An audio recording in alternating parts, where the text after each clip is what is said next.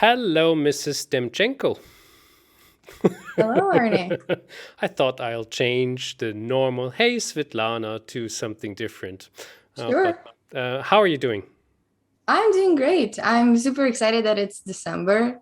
Yeah. I mean, it's really busy times with exams, of course, but there's also a bright side that holidays are coming up. Do you like the December holidays a lot? I do. I like any holidays. I'll take any holidays. I'll Do you have take them any all. interesting Christmas plans? No, nothing. I guess the family will be met, of course, on almost every Christmas day, probably every Christmas day. Mhm. And I think I have sorted out all the presents already. Clever, clever, right? There Mhm. was Black Friday, Cyber Monday, and you just like go like meep, meep, meep.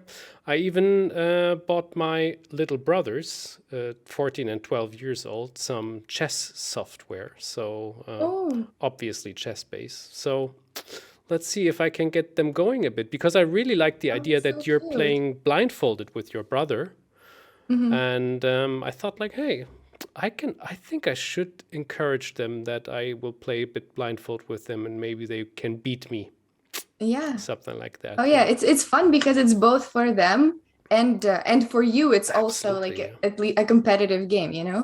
absolutely. Yes, So yeah. exactly. Yeah. So I love normally doing that with my brother. I normally lose complete control after 10 or 15 moves because then I'm like, oh gosh, That's why where you need was to beat them. everything? You need to beat them earlier than that. Yes, Have to go exactly. straight for the fool's mate. Yeah. Yeah, yeah, exactly. You have to play F2 to F4 now, and then just one more Yeah. next to it to G. Anyway, Svitlana, what do we have to what smart moves can we look at today? I thought before we get into it, I mean, I have to bring it up. I can't just pretend it's not happening. What's Have happening? you been following the World Championship match? There's a world championship match? Yes, I've Yeah, been no, following it. you couldn't hear about it enough.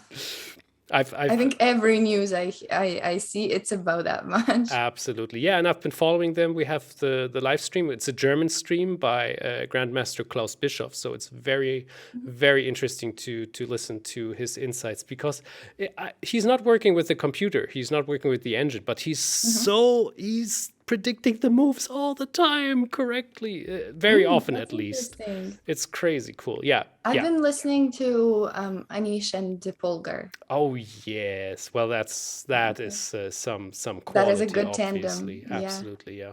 Yeah. Yeah. Nice. So I also hear a lot of people who are upset with so many draws, Yeah. but I mean I think the main fight is still ahead and they're just like testing each other a bit for now. Um, I mean I think the battles will get more and more exciting. But have you found the previous games interesting so far? So I can tell you a little secret because I have already recorded, actually, probably when this episode is coming out. Oh, yeah, no, it's coming out very soon. So I've been recording the Endgame Magic shows with Carsten Müller, and we were analyzing all 5 games from the top to the bottom. And it Oh. was so interesting because he, of course, made his analysis too. And Uh-huh. Oh, so we've they all made it to the end game, right? Yeah, more or less. But More or less, he was yeah. taking the whole game and Okay. analysis from the bottom to the top, and we found some interesting variants and variations. And Mm-hmm. we're good digging deeper into them, and there were so many tricky moves. So first of all, and this is what you said, like people were complaining about the draws, Yeah. and there were those titsy tiny little slight mistakes which you can make here and there, and then the game can completely turn upside down. So they're Right. just very precise. That's what I found out, and the at least 2 to 3 of the games were massively interesting, in my opinion. Right, right. I mean, I think whoever says it's boring, they should hear Kasparov's quote. Do you know? I think it went something like, often one of the best indicators that a chess game is interesting is that amateurs think it isn't. Ooh, burn. If you don't want to be on that that'll side, you better just start thinking it's that'll interesting. shut the amateurs up. No, but I don't really know if it's official or anything. It might just be his like I think Could it's even be. from his Twitter or something, but it's still a Kasparov quote, so I it's like that. I valid. like that a lot. Of course, yeah. Yeah. It gives. There's a lot of truth in it. Definitely, Yeah, definitely. Yeah. there and yeah, but of course there's still some games that everyone finds exciting. Sure. I don't know. A bit about the games. I personally think my favorite was game two, but that was the big game. That was a really intense battle where Jan was up in exchange and Magnus developed some initiative and it ended in a fighting draw. Yeah, game two was the game Mhm. so far. Yeah, Absolutely, yeah. yeah. Was fairly interesting.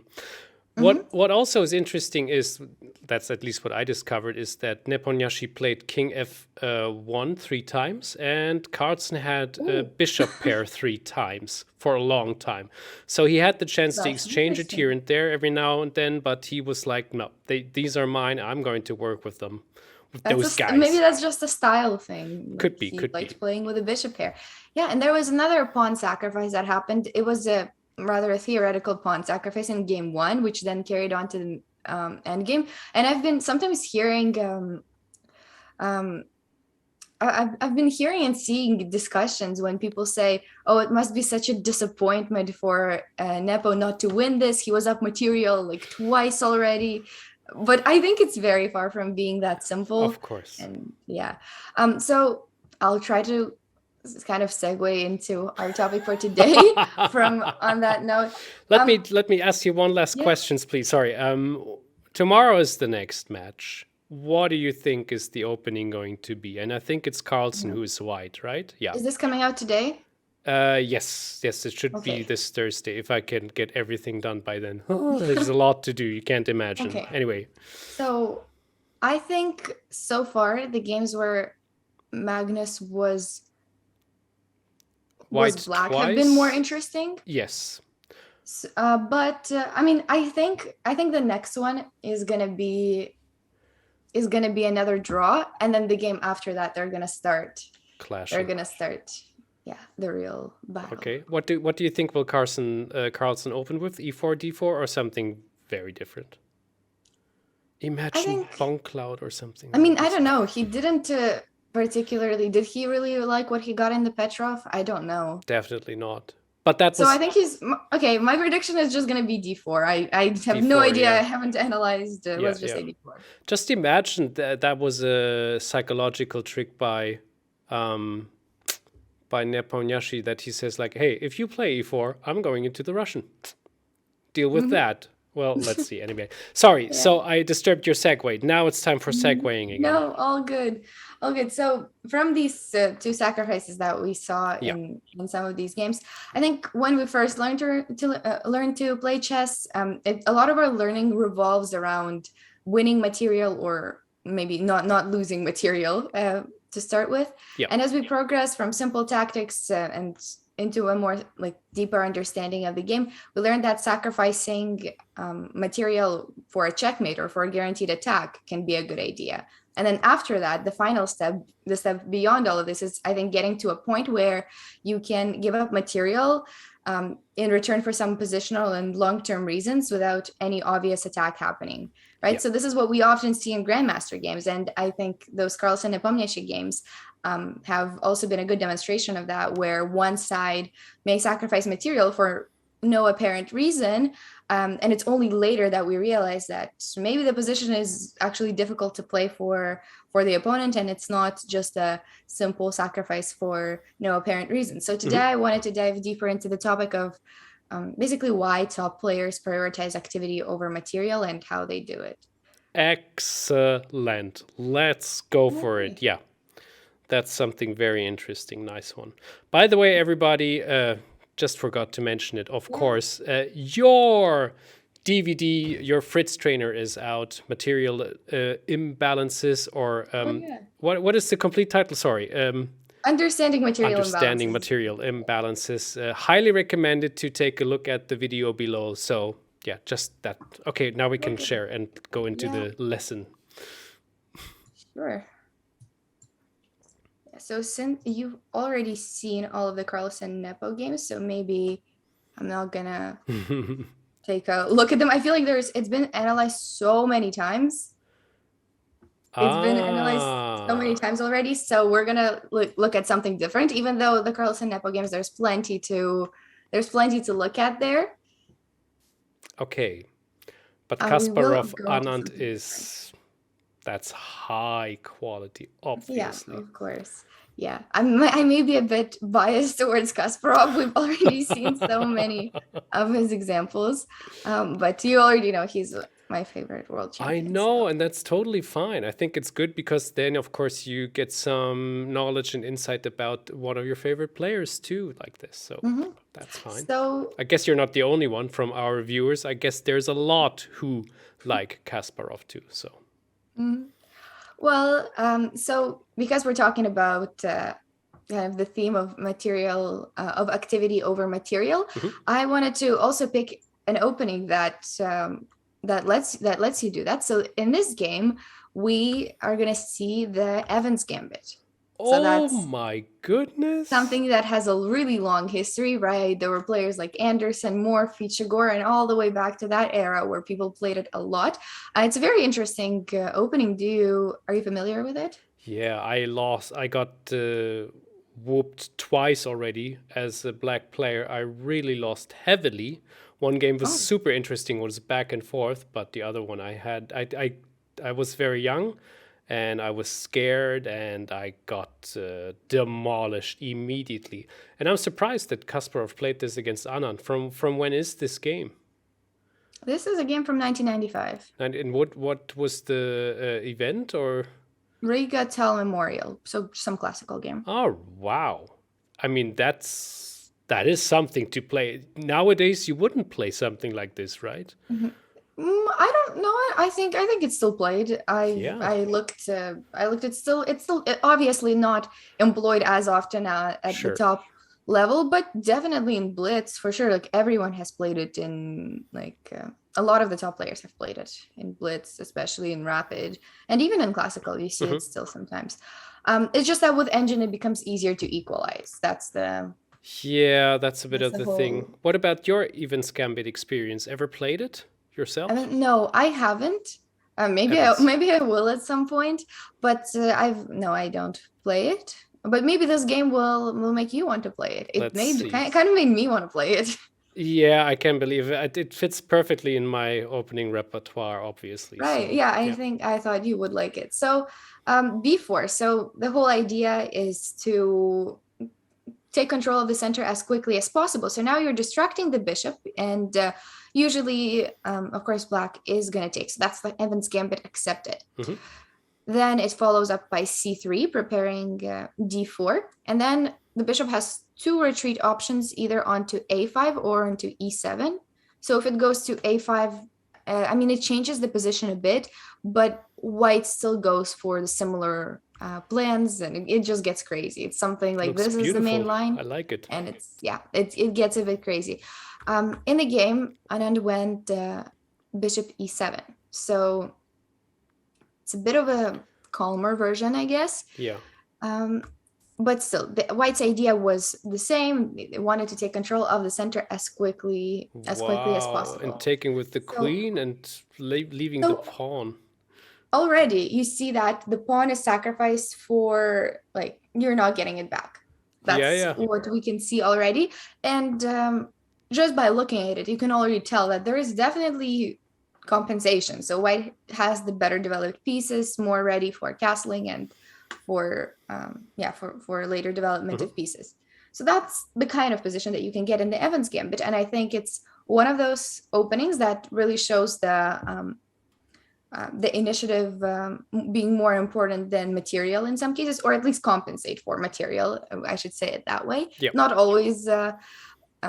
always more important, but so here, E5. White, of course, the key in those positions is to try to make every move you make an attack. Yeah. Or have a certain purpose, because once you have sacrificed material, you cannot really afford to make some slow moves and hope for the best, because then the opponent might take over the initiative. So up until this point, it's all technically still theory so far. Jeez. So yeah, a lot of these moves are forced. Okay. So So yeah, there is here Anand played g6 to protect the pawn. There was also the option to play castles and Just give go for something the like this. yeah. Once again, you see how one of the sides can just give up material like it's nothing. Yeah. But in return for some other advantages, like the dark squared bishop is now really good. The king is now safe, and all of these things, and black gains some time for development. So totally plausible line as well. But he played g6, so creates a few weaknesses, but so far there hasn't been a way to use them. So I'm just showing the beginning moves, how you see every move improves the position. You can see how Kasparov plays. He really has a feel for those positions. That's what he was famous for. And it, to me, an indication that a sacrifice, kind of a sacrifice in the opening was good, is when it doesn't feel like you're playing down a pawn. Here, So I don't know. To true, me, it yeah. doesn't feel like white is playing down a pawn. Yep, that's true. Absolutely. No. There's Okay. plenty of initiative, of course, yeah. So next he plays knight d7, and this is going to be your first kind of tactic, not really tactic, your first guess the move. Okay, so nice. how would you continue next as white? Well. I think maybe sacrificing another pawn is an option, actually. Before this move happened, I was looking at bishop to h6 to stop the castling even longer, which, yeah, would be a typical move which I would probably play. On the other hand, by the way, that's the best, by the way. I'll stop you nice. there before you make the wrong. Before I'm making, then I would sacrifice my queen. No, Arnie, I think you wanted had it. You wanted e6. That was the other option. Yeah. I mean, I do see where you're coming from, but I think here you don't have a reason to. I don't see any super advantage here either at the moment. So yeah, right. bishop it h6. just didn't bring you like more advantages than you already had. So yeah, the move bishop h6, that's the best way to fight for the initiative. You're preventing castling, and that makes black's job a lot more complicated. So now they are taking yet another pawn here on e5. Who needs pawns? Just fine. It's just a pawn. So this is the next interesting moment. Here, well, you have a few things to calculate. So would you play bishop g7? That's one of our candidate moves, or would you just continue development with something like knight c3? Well, I'm sure that bishop g7 cannot work for some reason, and I just have to find out why. Because it's right. too Of course, there's obvious. a twist. Yes. So the idea would be that bishop goes to f6, and maybe the bishop can just take h8 with this quality equally. I mean, we have 2 pawns already, and then I think we can deal with this very well. Bishop to e6, castling later, maybe even, yeah. Yeah, so this is why this would be a mistake from white's side to start focusing on material. And this is one of those other variations that just demonstrates how sometimes, like, I'm sure that Kasparov did not even consider this. I don't think he would even consider giving up such a good bishop for that rook, because that's how top grandmasters think, is they already intuitively prioritize activity of their pieces over material in situations like that. Yes. So of course, a better move is to continue development with knight c3 and keep that bishop on h6 and keep the bishop g7 idea maybe for later. Next, f6 was played, now c5. Just putting even more pressure. And of course, when you have situations like these as the defending side, it's a lot harder to play. And Anand makes a mistake and plays knight f7. So it's just a bit of a slow move. And now black is getting into some serious trouble. And the reason for that is that white can do something very simple. He can just take on d6. And the problem is black has to recapture with the pawn, because like other recaptures are not exactly working. So if whatever you recapture with is going to be pinned forever on the d file. So for example, if the bishop, it's going to be something like that. That's if nice. It's the knight, there's some knight d5. It's just all of the piece recaptures are not looking ideal. Here knight d5 is still like an idea for later, but of course not right away because the bishop is hanging. So the game continued with queen e3. The game was actually really short. The game ended in 5 moves from now. Can you believe it? Whoa, what happened? Wow. So yeah. notice how black is currently up 2 pawns. And I mean, there's not a specific reason why white should be winning right away, right? Well, I can see a checkmate pattern. But yes, there is. It's what you said is correct. There is. You can always dodge those moves probably, but of course, yeah, and especially such a good player. You're not playing against a beginner, right? You're playing against Vichy, so of course he wouldn't give up so easily. But here, I just think it's one of those games where once again the whole emphasis is on initiative because these 2 pawns don't even look like they matter in this case. It just doesn't even feel like you're playing down 2 pawns. It's helpful even after all because you have so helpful much to open space. up all the files, right? Helpful to open up all the files. So now black finally managed to make 1 exchange on h6. That has the game continued with bishop f8. So to get the queen away from there, he had to do that. And king f7. So I think the king got a bit tired of staying there. And now there are many ways to keep the attack going. Kasparov picked knight d5. Okay. Bishop went to e6. Knight f4. Queen e7. And rook e1. And Vichy resigned here at this point. It's not that obvious yet, but once again, he's still 2 pawns up. Imagine you're resigning up 2 pawns, but just the position itself, I think it's quite an interesting kind of miniature, I guess, because it's really short, but it does really emphasize how much activity mattered more here than material, and it's a very simple but a very visual way. So the reason why he resigned is just because there's too many threats. So for example, like if he ever moves his bishop or anything like that, there's bishop c4, and you're just losing a piece, you're losing the queen, like you're losing something here. So the bishop can never move, and if the bishop can never move, the rook can never move, and it's just a really depressing position. Totally. So that is why he resigned.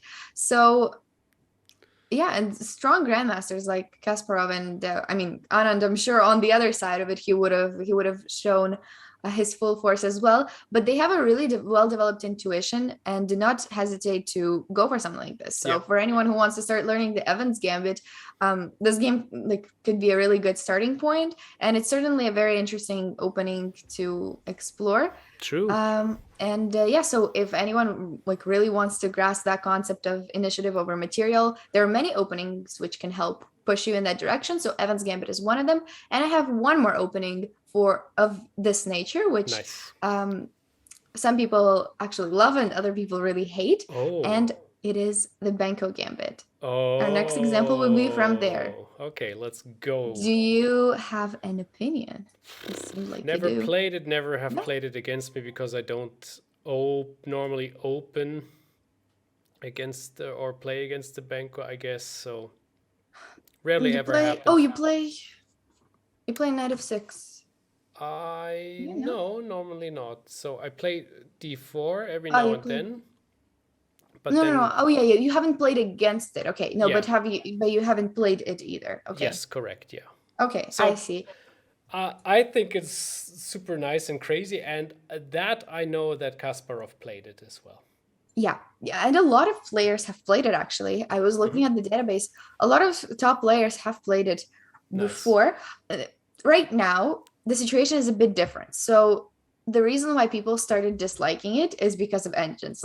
I think it's such a shame that engines ruined such an opening. But okay, so this is how it goes. This is the beginning of it. And the whole idea of the opening is that you sacrifice a pawn forever. You're not getting it back. You're not seeing it again if white goes for the main lines. So it goes like this. Well, temporarily it's 2 pawns, but black is going to get that one back. And the idea is to have open A and B file, but we'll get to some of the main ideas. It's this game was one of the very typical ways to to play the Benko. And well, I've played it before personally as black, Ooh. and I've really liked it earlier. I think now with engines, it's a bit of a hit or miss. It really depends Okay. if the opponent knows it, because pretty much they have to only know one thing. Like they have to only know one, let's say, line that they've checked with the computer and that they know they're better in, and that will kind of remove all of the excitement out of the opening, you know? So, Yeah, this is but I'm really a still a big pity. fan of the opening. I think it can work like while your opponents are still not preparing against you, or while you're not playing at that, at that point where everyone's using engines for Yeah. their preparation. It can totally work, and it can be a really good one. Hmm. But it's still fine. I mean, last time I played it was even like this year, so it's not like it's completely. Oh, how did it go? I made it. It was a draw. It Mhm. was just like a Nice. really like simple draw because the guy like knew what he was doing, and it was just a draw. But anyway, it's like if you look at the games from even 20 years ago, it was quite a big thing. Maybe 30 years ago. Like I'm trying to think before computers took over. Really, Yeah. like it was a really big thing. A lot of the top players have played it, and Kasparov is one of them. And actually, the player as white here is going to be Barejev, and he also played it Canadian as now. black. Yeah, he's my Colleague. Yeah. A Russian Canadian buddy. Yeah, he's one of my like favorite like chess personalities, I think. Cool. Nice. Like Yeah, he as a seems very, person, very as nice he's as a just person. amazing.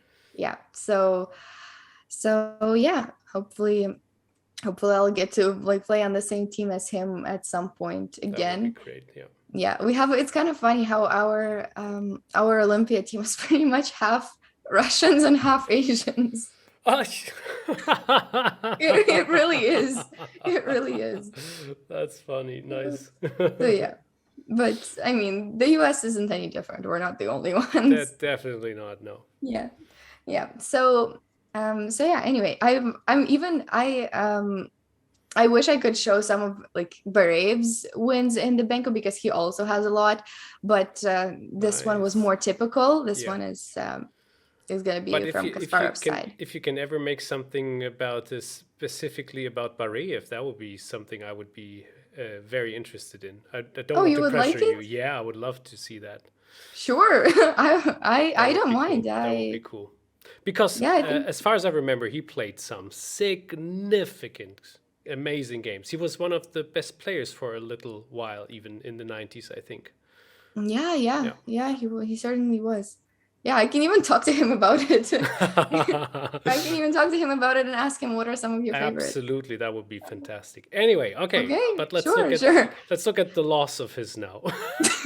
I No, just assume. let's just forget that he's playing white, and let's just enjoy this Exactly. from Black's perspective, from Kasparov. Okay. So the Benko. Right now, temporarily, Black sacrifices 2 pawns. It's gonna be one in the long run. And it's an opening where you're not getting them back and you have to rely fully on the activity of your pieces. Mhm. So the recent theory is that we delay the capture. So there's still the move bishop a6 now, but the more recent theory is that you don't want to take on a6 right wow. away. There is a reason for it. Basically, it's that so in the game he did capture it. And in the more recent theory, it's better to delay it for a bit and play something of this sort. Mhm. And the reason for that is one of the main lines. So after capturing, white can go for one of the main lines, and the deeper you analyze that with the computer, the more it gives white an advantage. So that's why nowadays the capture is being delayed and going for something different. So the whole reason why, my coach would even say that like the bank, like he would say that it's almost losing. Like the Benko is almost like losing as an Gee. opening. But I don't think it's okay. I just like the opening. So I'm not gonna confirm any of that.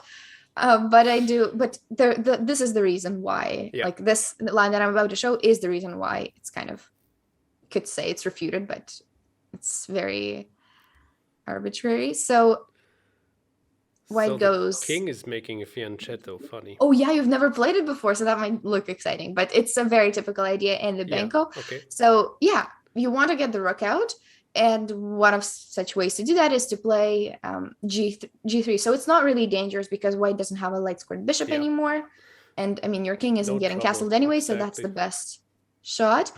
And the whole reason is this a4 move right now on move 12. That's a really important move.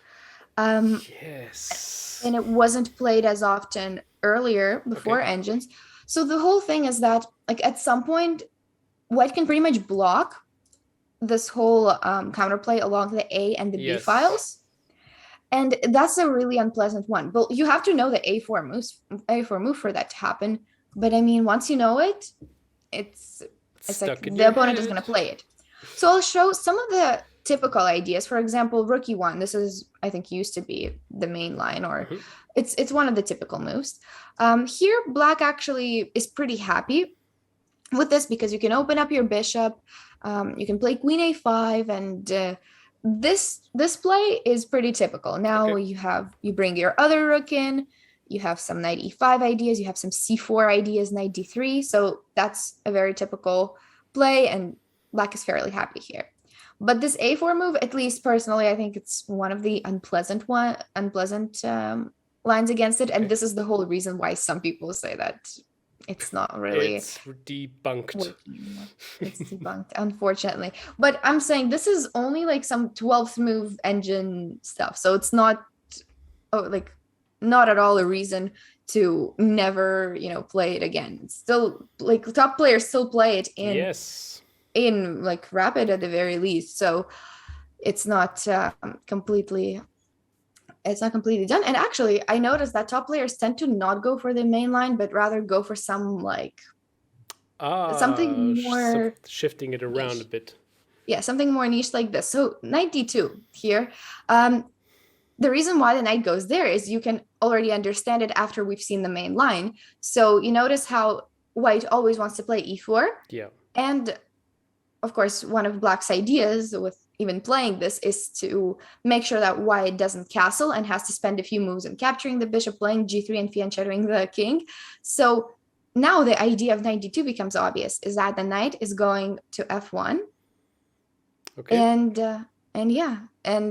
now the king can castle, and the knight has slightly different plans of going to e3 later on. So this is how this game continues. Here, one of the other options. So in the game, he played knight bd7, very normal way to develop in the Benko. But one other way was to play queen a6.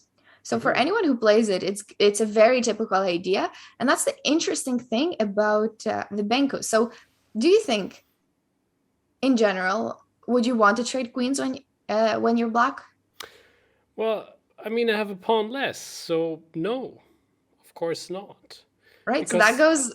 Yeah. So you know the general rule, but actually in the Benko, you don't mind the queen trade as black. Oh, okay. And that goes against the whole rule of don't trade when you're down material. But that's the funny thing about the Benko, and that's why I think it's such an interesting opening, is that even in the end games, the initiative is just sometimes so strong that it totally compensates for the pawn, if not even more. So yeah, so he didn't pick to play that. He played queen a6 later, but sometimes queen a6 is a good way to prevent castling.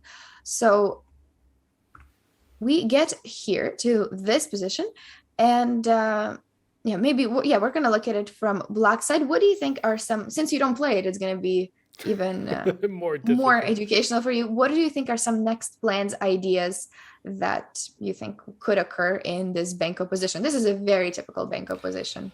Well, I'm sure we have to build up a lot of pressure against the b2 pawn, because the line is open. There is a black squared bishop pointing in this direction.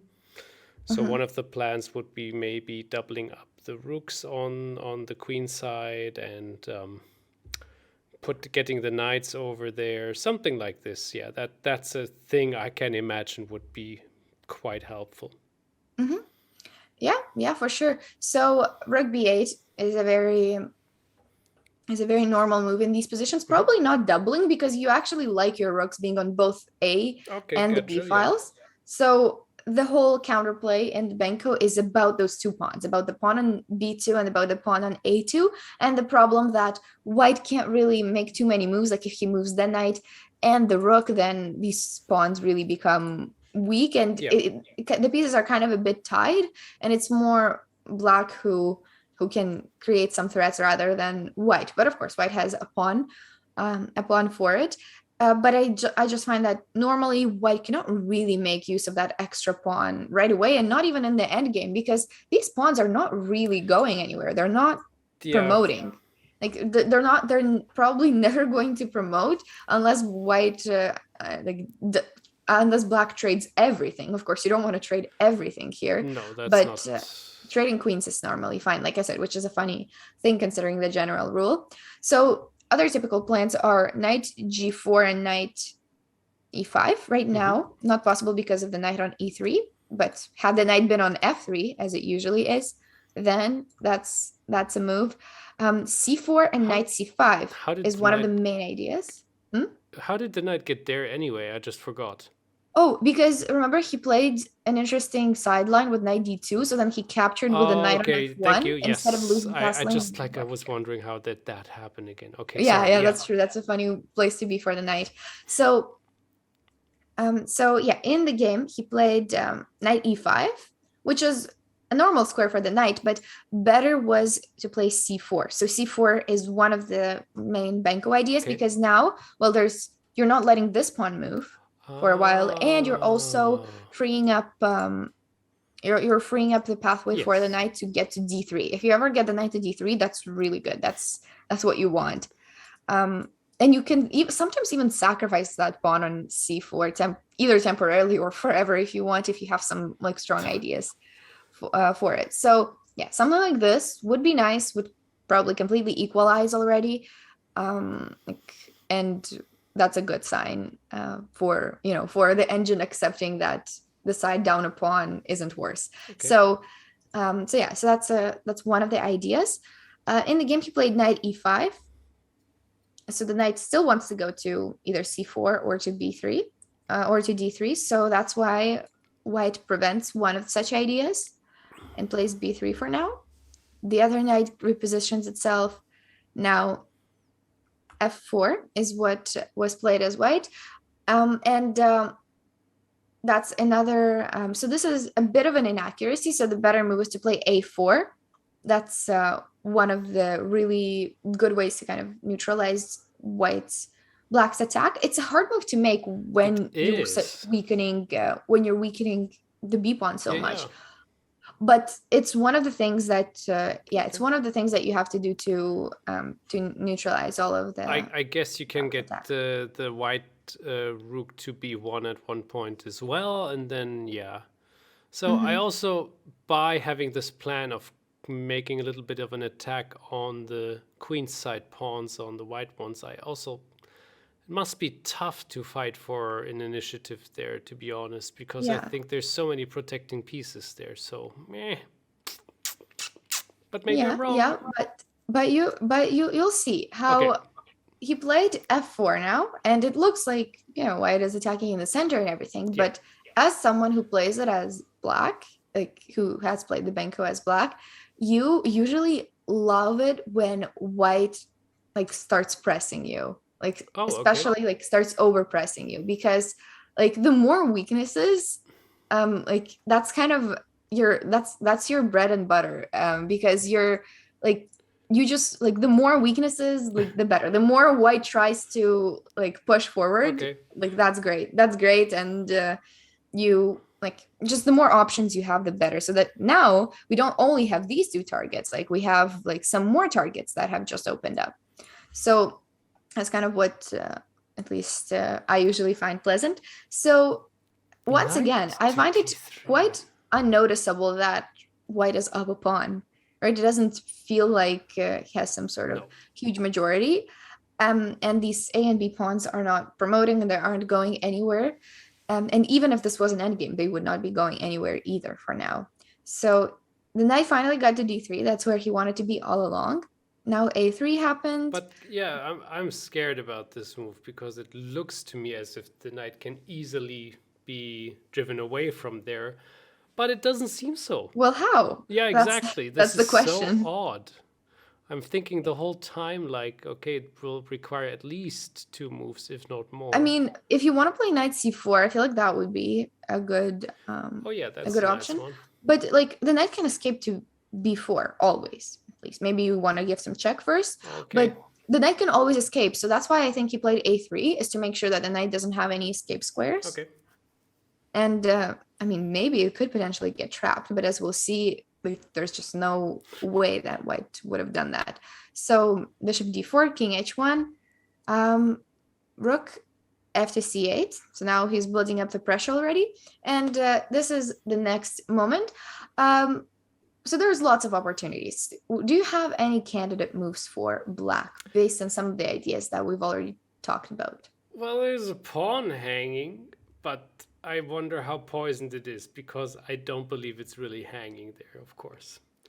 Now, if I would take with the queen, what would happen next? You're gonna see it's a very obvious reason why it's poisonous. I mean, the queen will be probably captured, or at least a piece will be won. Just have to find out how. Oh, Yeah, that's the reason. I found the reason, I think. Oh my lord, yeah, you're right. That's the reason. So you can't even take it. It's not Okay, fair poison. enough, good. Yeah. Anyway, so we were talking about some weaknesses. Now the problem, Just some candidate moves of what you yeah. would try to do. I'm a bit sad that I am only on the queen side and I cannot do any attacking moves on the king side yet. But maybe this will change at one point. Now, what candidates can I have here? I've mentioned some of the ideas before. Yeah.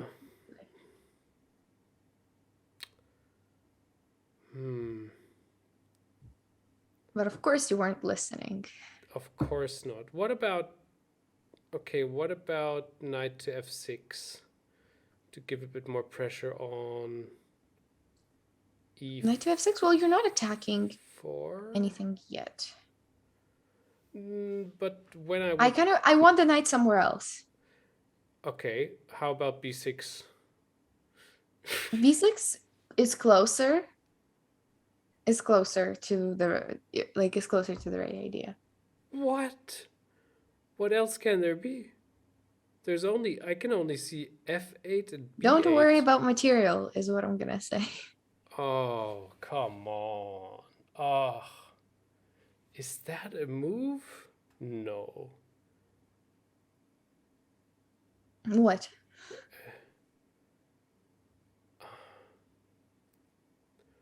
Now I'm confused now because you gave me this very good advice. What's happening here? Why did the volume turn up? I don't know. Anyway. Oh, I turned it up because I wasn't. Oh, it was you. I thought it was my volume. I'm sorry. I'm a bit far away from the microphone. Svitlana, give me 30 more seconds. At home, have you found the good move? Right. Here? I'll give you a hint. A pawn move.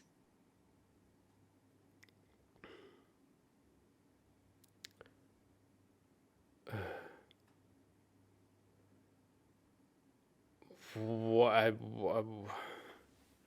mean, you only have a few pawns that can move. So c4, but I have to understand c4 first. c4 is the move. I've told like in the beginning that's one of the main things you do in the Benko. You want to open up the c5 square, and also opening up the c file is a good idea. Yeah. So you wanted to check some lines of why this works. Yeah, but yes, exactly. But I want. Okay, I couldn't see it working. What's concerning you? Knight c4 or? Well, I would just take with the pawn, I guess. So what happens here? Bishop here. Um, So now if the bishop takes, yeah, you're going to take here, and the pin is significant. pretty bad. I'm gaining this back. I mean, you're going to have to try defending that. I don't know how you're going to do that, like bishop d2 or Okay, I what. didn't see that. Okay. So that looks like a very unpleasant position. I think black is much better. And if the queen takes here, so like a bit of a tricky move here, not taking back a different piece, here same thing happens, is we gain back the pawn like this, and everything else is hanging too. You see how these things just like Yeah. are all weak, and it's gonna be hard to. Once again, I think black is better already. So once you gain back the pawn as black, you're probably just better because all of the other factors are in your favor. Gee. So that's that. Yeah, that's the whole reason. Is you're just making like some really like you're opening up some files, and this is why in the actual game, white went b4. So now your favorite question: do we take the pawn or no? Well, we still can't take the pawn because the knight will just take on c4, and then we are. No, that's not the reason. That's not the reason. Oh no. Is it knight b5 now? Yes, it is knight b5. Okay. So that's just a little tactic. You're losing a bishop there, so you cannot take the pawn. Oh, okay. So good. Okay. You didn't go for the poison pawn. So now you went. Now he Kasparov went knight f6, and the game continued. So you see how it's a bit hard for white to find a useful way to make use of his pieces. So he tried to open it up a bit and played b5. Okay. Now, take the pawn or no? It's another theme for today. Do we take pawns or not?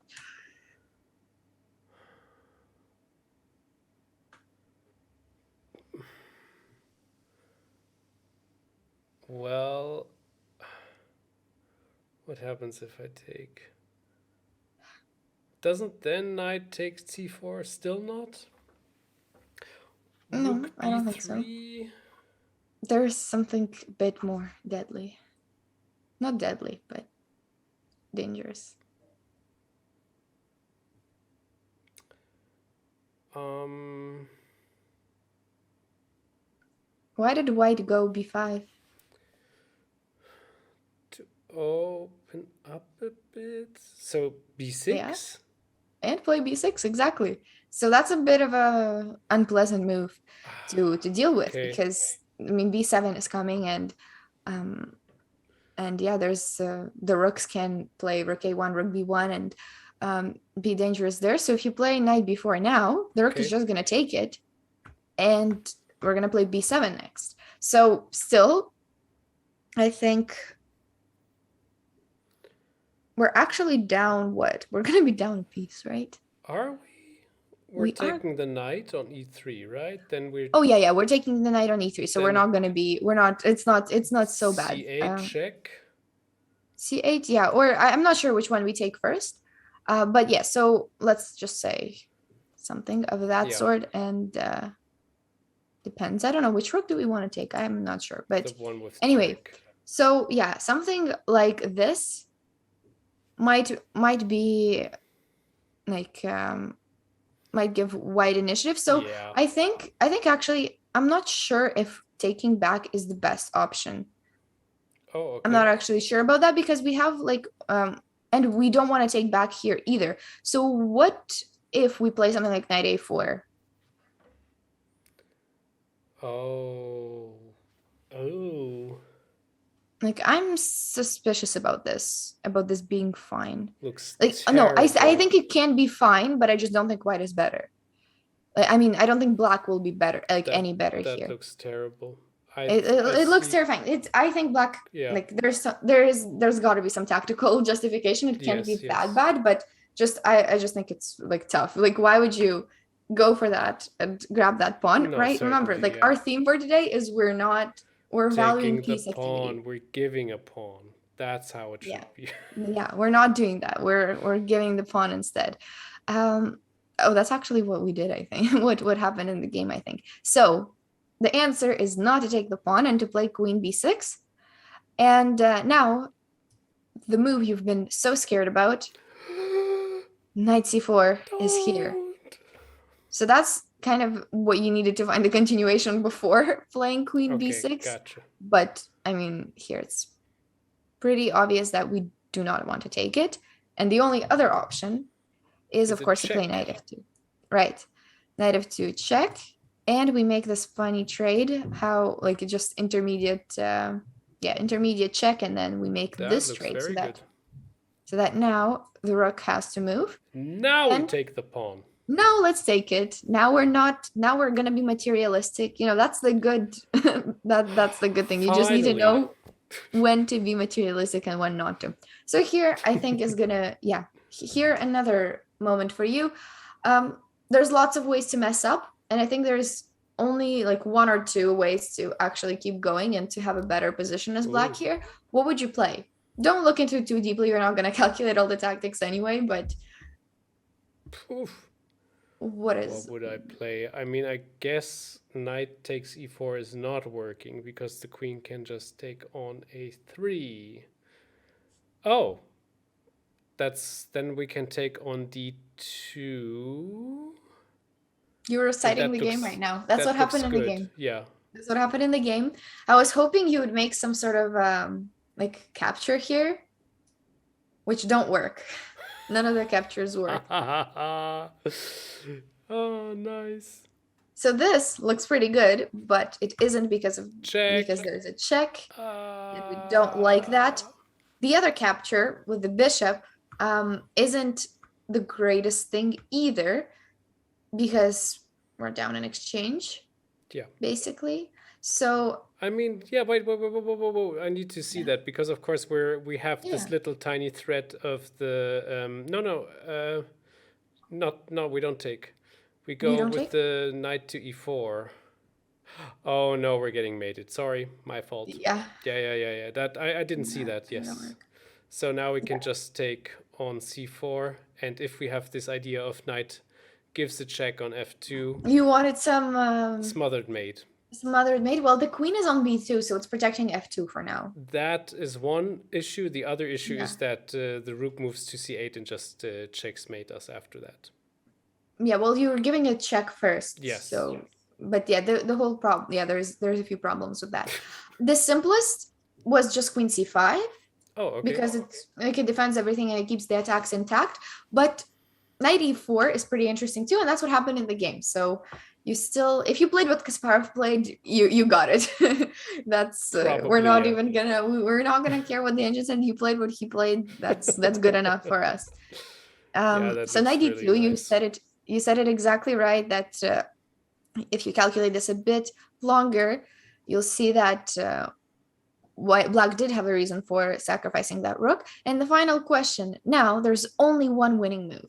Can you find it? That's the real, I think this is probably the hardest one just because you have so many options. Okay, let me think for a little bit. I will stand up to this beautiful challenge. Now, ladies and gentlemen, for you the same. This is the last little obstacle for today's show probably. Yeah. What move? So we have plenty of options. I will loudly calculate them. We can take either one of the rooks with our knight. How much damage does this do? Not much, because the queen can always then take the rook on c4, and I do not think we can get out of this too badly. You are right. So this is the worst capture. Yeah. Because then you just have the knight, and a lot of things hanging. Queen is going to c8. Yes. So that's the worst capture. The other one is capture? Funky.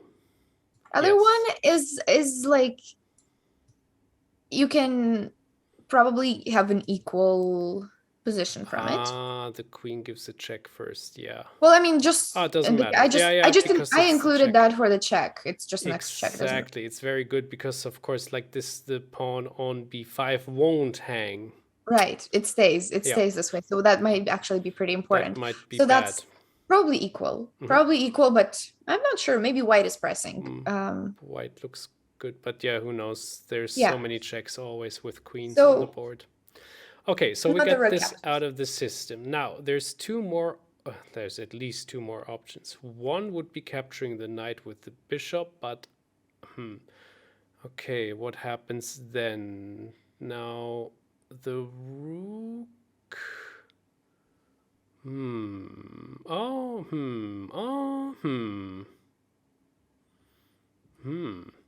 So now it goes really deep because I'm thinking of queen takes c4, knight takes c4, and rook takes c3. Whoa, you're thinking really deep. But I that think, it won't work. It's much, much better for black. yeah, the knight makes a big difference here. Yeah, no, this is not. I thought I could push the pawn through when I'm going to c6 with the rook, but the knight is too strong for this. No, still good to consider that though. Okay. It's still important. So I just take the bishop with my rook. Yeah, it's so much simpler than you think it is.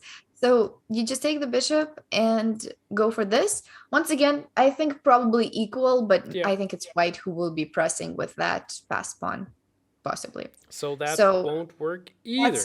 No, not the winning move. Now, what happens if we take with the rook? Then what happens if we take with the rook? Then we just take the knight, I guess. Yeah. And then we are one piece down.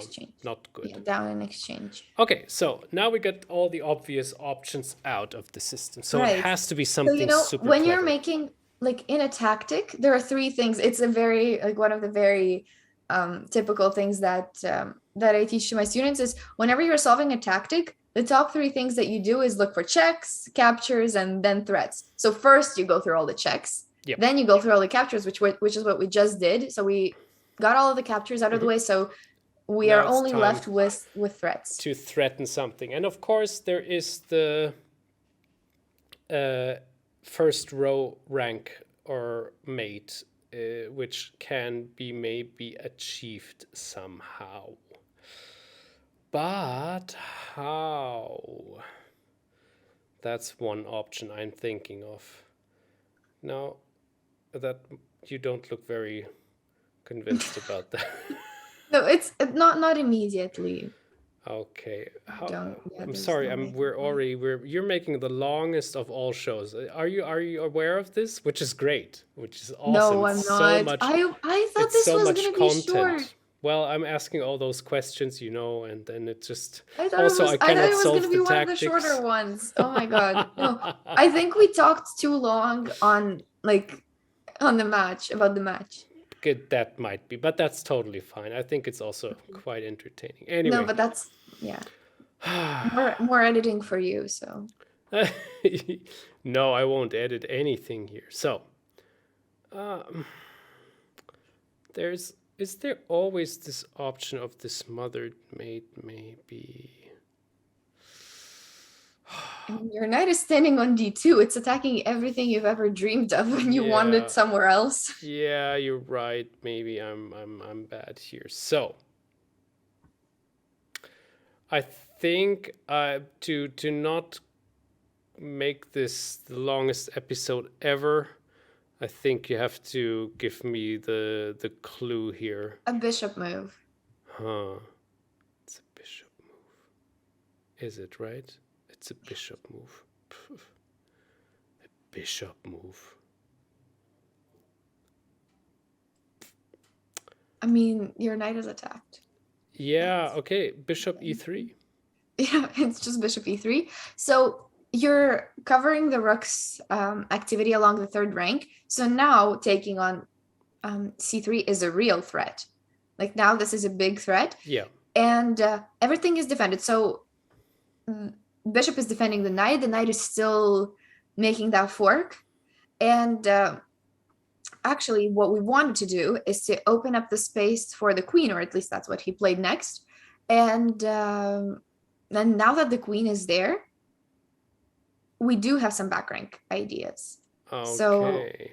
So he's basically already winning, and the game ended on the next move when white just lost the knight. That was just a mistake, right? Yeah. No, but he realized he wanted some counterplay with his pawn. Okay. But it's just not working because of the back rank.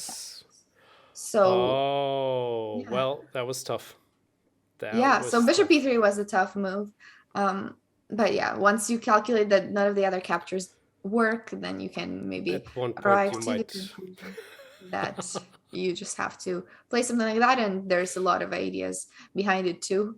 So yeah, that was what I had for the topic of initiative over material, and hopefully Nice. these two games gave you a bit of an idea of why sometimes top players um, play in this way and how they can sacrifice, let's say, a pawn or Yeah. even two pawns, or I don't know, sometimes maybe even exchange your pieces to in exchange for not so obvious factors like piece activity. So these are the two openings that you can maybe employ. There's of course a lot more, but these are some of the two that I think those two are probably some of the best ones that I can think of, that like you're not getting the pawn back Okay. in Okay. that sense. So Nice. Yeah, absolutely. Yes, yes, that is a very sacrificing idea about this. Svetlana, thank you so much for this nice lesson. I can't wait to see you next week already, and I hope you at home feel the same. And yeah, let's take a look at what Carlsen and Nepomniachtchi are doing in oh the yeah, next you couple of didn't make your days. predictions.